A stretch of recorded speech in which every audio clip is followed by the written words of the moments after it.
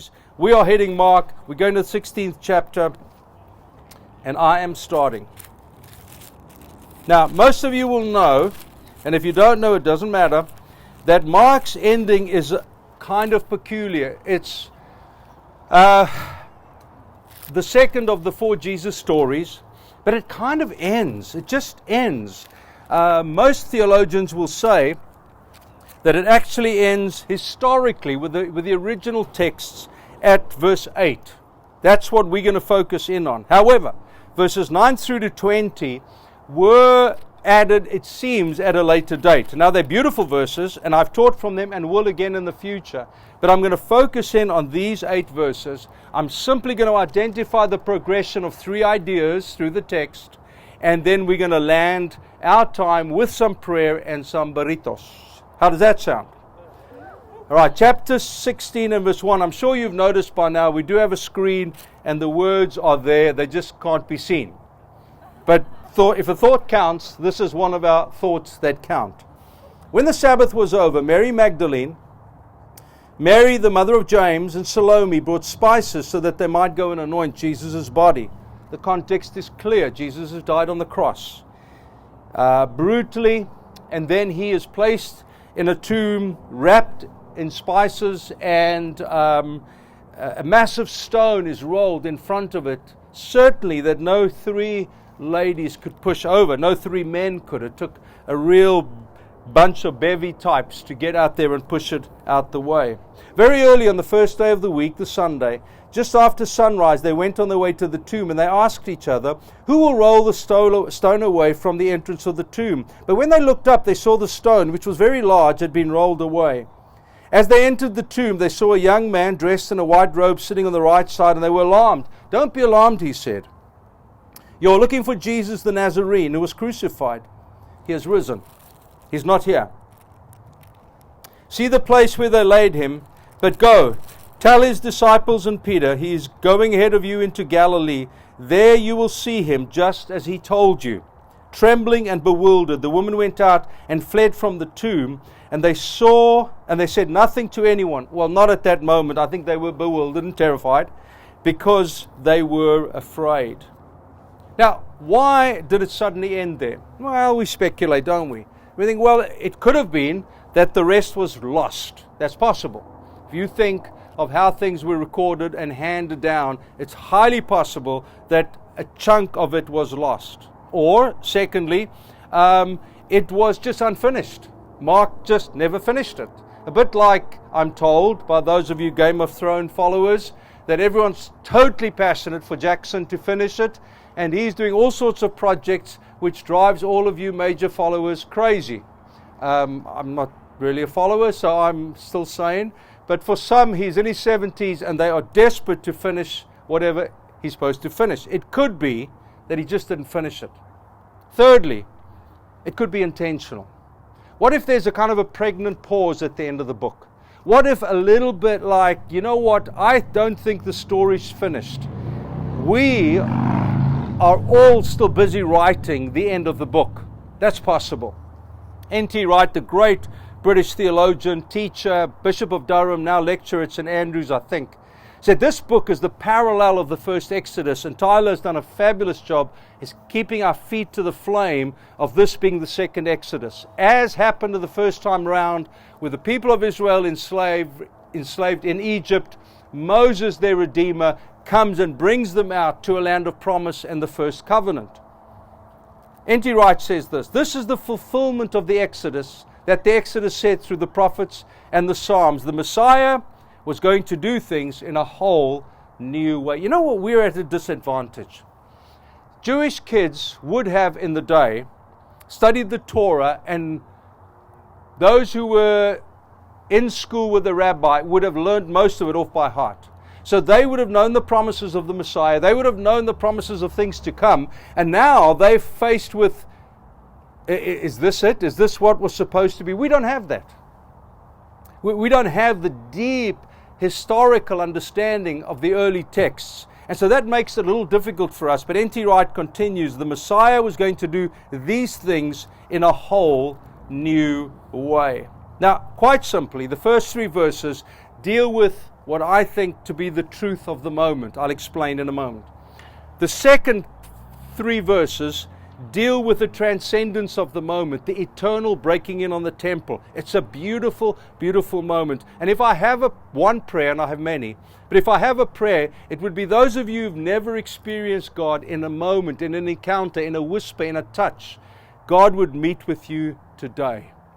You know, one of the advantages of having walked with the Lord for 45 years is the number of times God has met with me personally in a tangible, measurable way. How many times God's met with Meryl or my kids or the churches we've led. And my exhortation to you is reposition your heart. Say, well, God, what about me? I'm diligent, I hang around, I was raised in a Christian home, but actually I've never had you touch me in a transcendent, eternal way. And then lastly, the transformation, the outworking, all of which comes about through the resurrection. So let's talk about truth here. Did the resurrection really happen? Now, time does not allow me to go into an extended argument here, but let me give you some interesting pieces of information. Let's look at it again. When the Sabbath was over, Mary Magdalene, the one that Jesus cast the demons out of, Mary, mother of Jesus, and Salome. So there are 3 known women. The community knew them. Jerusalem was not a massive city like LA. It was a place where people knew people.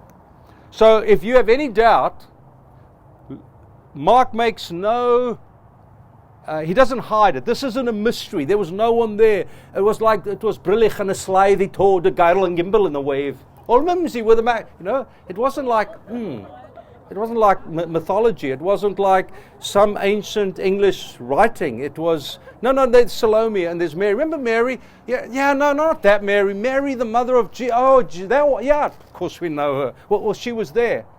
You can ask her if you want. And remember Mary Magdalene? Maybe the one who was pretty prostitute-ish.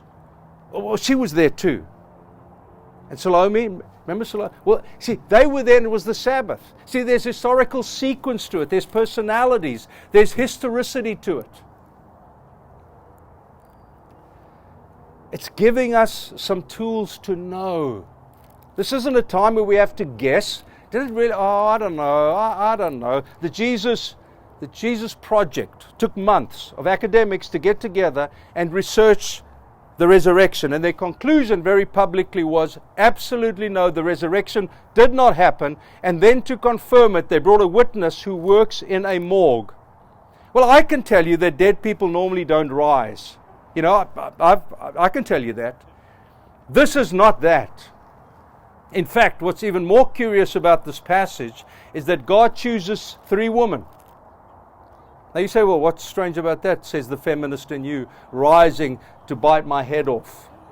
Well, let's give it some context. Celsus, the 2nd century Greek philosopher, said this. He was a critic of Christianity. He said, how can anyone expect a rational man to listen to the testimony of an hysterical female? A Greek philosopher who hated Christianity. Of course, Jesus didn't rise from the dead. Everyone knows a testimony of an hysterical female cannot be trusted. Furthermore, she's neither rich nor of royal rank.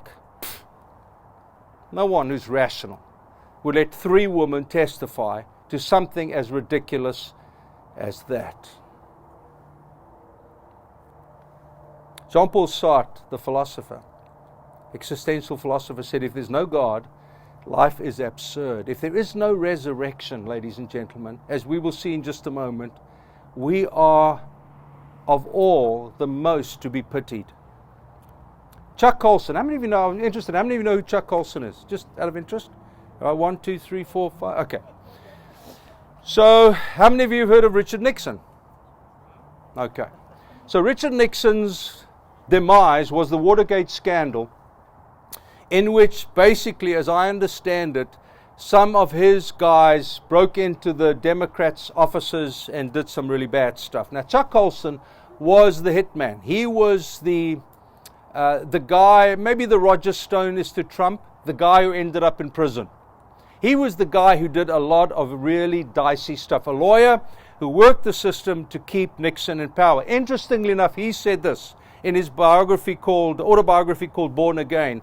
He said, I found it so interesting as a lawyer and politician how easy it is to overwhelm religious leaders by taking them on the presidential yacht, wining and dining them.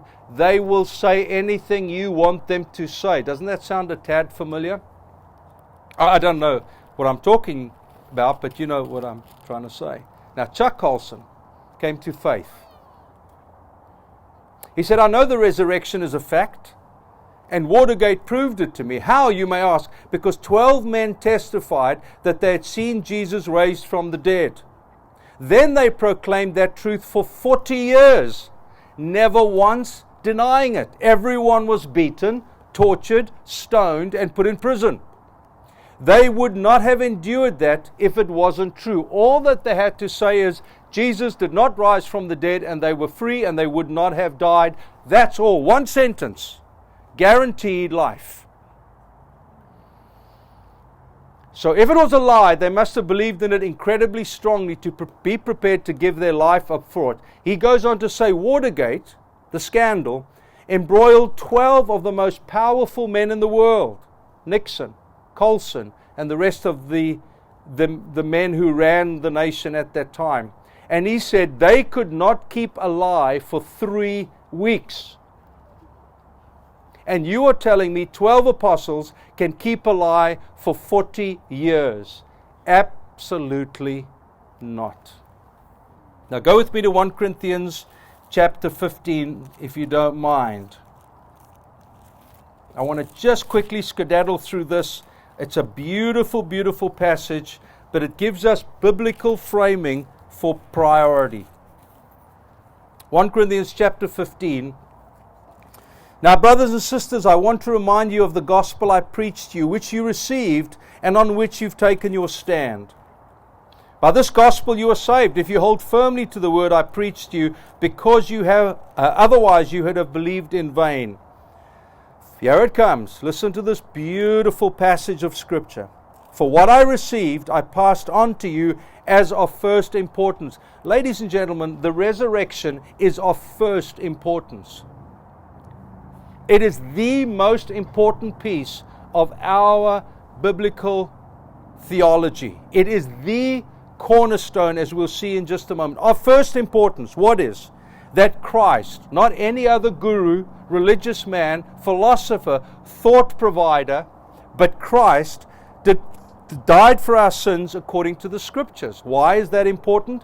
Because the Jews needed to know that what they had read about in the Torah, in the Psalms, in the prophets, was coming about in the man Jesus. I'm sorry this is a little bit kind of slow and sluggish, but it is so important for us to grasp this.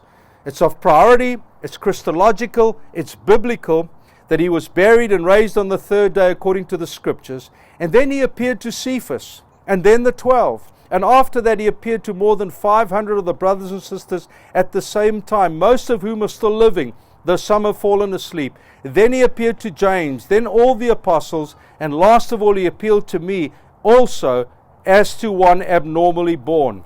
Now, isn't that phenomenal? I know I read it quickly, but these, dear friends, are eyewitness accounts. These are real men and women who died believing this. I mean, honestly, let's just be honest for a moment. If somehow, perchance, someone comes and puts a gun to your head and says, do you believe the resurrection? Would you say pull the trigger? Or would you say, nah, I'm not really sure. I'm not really sure about this Jesus stuff. Well, your honesty is commendworthy. But you see, for me, it's, as a historian, it's profoundly compelling. There's more evidence that Jesus lived and rose from the dead than many other a major historical figure on which the lightest historical data is taken as fact. But if Jesus was not raised from the dead, Paul says, our preaching is useless. C.S. Lewis, and we all know that well, said, if we only have two options, there's no third option. Jesus is either who he said he was, or He's completely a nutcase. As intelligent as someone who says they're a fried egg. But there's no alternative. There's no third option that he was a great moral man, a man of good moral standing, a man of integrity, someone worth listening to. Jesus never gave us that as a third option.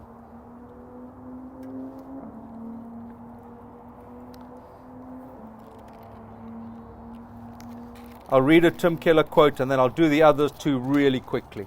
Tim Keller said this, author, pastor, New York, great man of God, love him and his work enormously. He said, if Jesus rose from the dead, then you have to accept all that he said. If he didn't rise from the dead, then why worry about any of what he said? The issue on which everything hangs is not whether or not you like his teaching, but whether or not he rose from the dead. That's truth. Secondly, transcendence. This is a particular sweet moment. This is a moment in which heaven breaks in on earth. This is a moment that makes very little intellectual sense. If you try to reason your faith through, and I have a thinking man's faith, but this is beyond that. This is where the eternal breaks into the temporal. This is where the impossible becomes probable. This is where God, who is divine, breaks into our broken human world and gives life as a picture of what will happen. One day, you and I will be whole. Okay, can you think about that for a moment? In my darkest days, when I went through what St. John of the Cross called the dark night of the soul, it never meant as much to me as those years. 2014, 15, 2012, 13, 14, somewhere around there. And I longed for it. I said, Lord Jesus, I long for the day when I'm not broken anymore. I long for the day where my weaknesses don't overwhelm me and my limitations don't shout at me, where my sins don't glare at me. I long for the day when this Chris is truly the best Chris ever, because I have become like him in a twinkling of an eye, when I am gathered to be with him and the angels gathered together from the four corners of the globe, those who are called to him. And in that moment we become like him, and that's why there'll be no more tears. I had a bad day on Monday. I just said to Meryl, I'm an optimist and I'm positive, but Monday caught me, broadsided me, took me down at the knees like a great tackle. And I struggled. I tried to get myself up. I watched a mongoose attack a Cape Cobra this afternoon, this little bitty thing with this 10-foot Cape Cobra. It was amazing. He just went in, attack after attack after attack. And eventually the cobra's head was going down. It was so exhausted. And then it came in and it grabbed this hood and just shook it. And don't you feel that way sometimes? You just feel shaken. You just feel like someone's got hold of you, and everything that's weak about you, faltering about you, your sin that you just can't beat, that you just shaken. And I love this piece because the supernatural mystery of the resurrection breaks into my life and into yours. And in that moment we will be like him. As St. John, one of the great mystics, said, "Oh death, where is your sting? Oh hell, where is your victory? Christ is risen and you are overthrown." What great poetry, what great artistry. Christ is risen and the demons have fallen. Christ is risen and the angels rejoice. Christ is risen and life reigns. Christ is risen and not one dead remains in the grave. For Christ has risen from the dead, has become the first fruits of those who have fallen asleep. To him be glory and dominion unto the ages of ages. Isn't that exquisite? See, not only is the resurrection true, but the resurrection is transcendence, where the eternal breaks into the temporal. You become a participant. N.T. Wright says we're invited into the supernatural life, where we become a participant with God in the eternal things. People say to me, "Chris, when are the end times?" Are these the end times? Of course they are. Hebrews says in these last days. Last days started 2,000 years ago. We're in them. But the Spirit that raised Jesus from the dead dwells in me. I have the eternal resurrected Spirit. The Spirit that raised Jesus from the dead dwells in me, and the invitation is to live that supernatural life. Okay, lastly, it's true, it's transcendent, and it's transformational. Now, I was going to read a whole bunch of scriptures, but I'm going to tell you the story instead, because I can see you hungry. As I've mulled over this passage all week, I have been so intrigued by our limited understanding, including mine, of the resurrection. I thought, wow, is it really the ultimate thing? Do I really see it that way? And I don't follow John Piper a lot, but I just thought, let me see what he said. And it was a very sublime little passage in a sermon he gave. And this is the gist of it. Remember, the third component is transformation.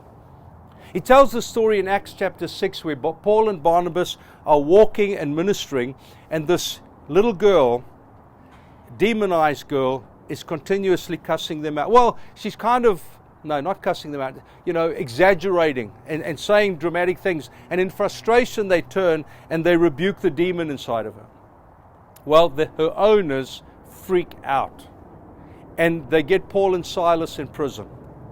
Now listen to this. It says this: having been stripped, beaten with rods, and severely flogged, in chains, in prison, at midnight, they were singing hymns.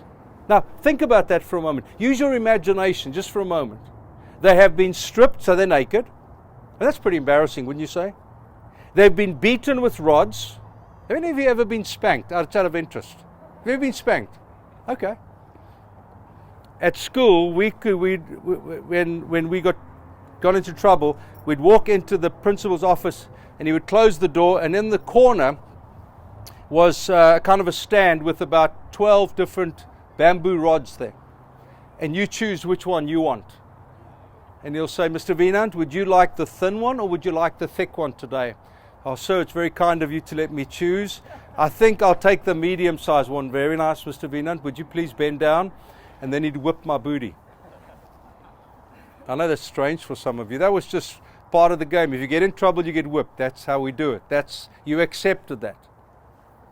But that isn't what happened. They were beaten with rods. They were severely flogged. They were chained. They were in prison. And it was midnight. And what the hell were they doing? They were singing hymns loudly. And Piper makes this point. I would not have done that, he said. I would have groaned and moaned. Why me, Lord? Why am I in trouble? Why am I in prison? Why am I away from my family? Why am I cold? Why am I hungry? And I listened to him and I thought, John, I actually think I would have been the same. Feeling the injustice of it. And then he goes on to say, from the chapter before, Acts 17:18, Paul was preaching about Jesus and the resurrection. And he says this: it is the resurrection and the revelation of the resurrection that make us hymn singers. It is the knowledge that we don't live for life down here. Our reach is not for happiness down here, dreams being fulfilled down here. Our reach is for an eternal dwelling and partnership with our God, because that's where our hope lies. Transformation. Where Christianity is no longer upholding morality, but a miracle that we live out. Thank you for letting me rant and rave a little bit. I have loved studying this week. I have loved growing in my passion that if I don't have this, I have very little else. It's true, it's transcendent, and it's transformational. Now I land with this.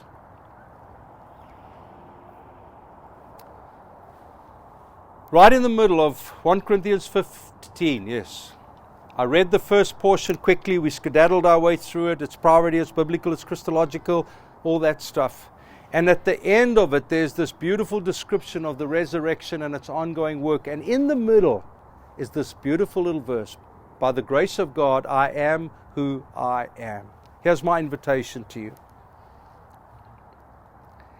As Christians, our quest is not to find ourselves. Well, I want to find myself. I want to find my identity. Me do me, you do you. That's not what we do.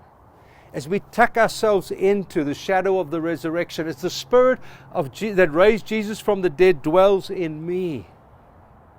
There is this inner peace that comes. I am who I am. What was the hymn Paul sang? It wasn't a psalm, because in Colossians and Ephesians it speaks about psalms, hymns, and spiritual songs. It wasn't a psalm. Someone had written a song, and in that song they found solace and hope in that prison that night. I am who I am by the grace of God. That, dear friend, is what the resurrection does for us. It earths me. It lets me become quietly at rest and at peace with who I am and with whom I am not. It allows me to live in a supernatural world, inviting the eternal dwelling of God. Your kingdom come, your will be done, like heaven, like earth. Come and dwell amongst us now. Would you close your eyes with me, if you don't mind? Yeah, Ty, can you come up and give me a hand?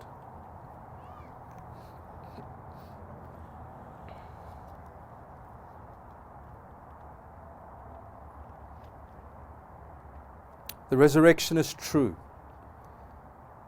The resurrection is transcendent. It's the world of mystery and miracle. And the resurrection is transformational. I'm going to ask you to open your hands.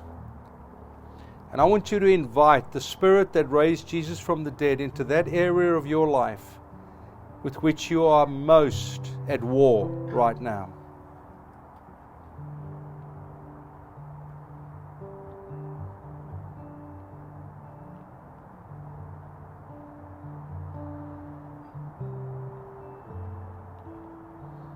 Holy Spirit, would you come upon this beautiful, beautiful little family of ours? Would you handpick the words or stories or scriptures that we've used tonight to quicken our hearts?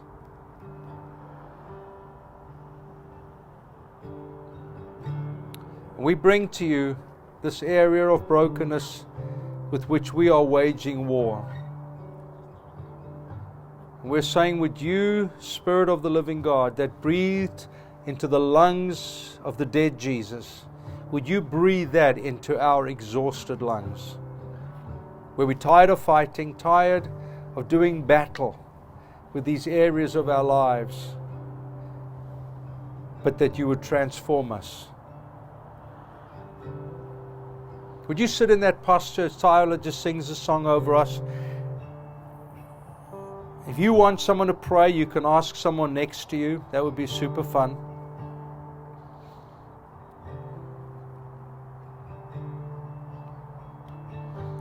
But let Tyler sing just one song over us.